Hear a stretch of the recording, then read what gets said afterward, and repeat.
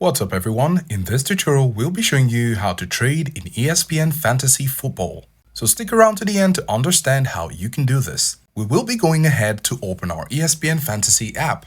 So when you open the app, you need to make sure that you're on football. Currently we're on basketball and we can see football just by the side. So at the top we're just going to tap on football and currently we're on football. Still on this page, you can look for My Team or Matchup. You can see Matchup right here. You can tap on it and you can see the different teams. Now, the next thing you'll need to do is to look for a team which you're interested in trading. And when you get to the team, you're going to select the player which you're interested in. Now, on the right side of Levis Loud team, I'm going to choose Jay Taylor. Tap on it. And right here, you can see the player and details of the player. And just beneath the player's picture, you can see stats such as average points and roster percentage. And underneath this row, you can see two buttons. You can see interested in and you can see the trade button. Now, currently the trade button is disabled and that's because trading on football has on and off seasons. And at the time of recording this video, the time of trading has already passed. So this is why we don't have the trade button enabled. However, on your device and depending on the time you're doing this, you will have the trade button turned on. If yours is enabled, you can simply tap on trade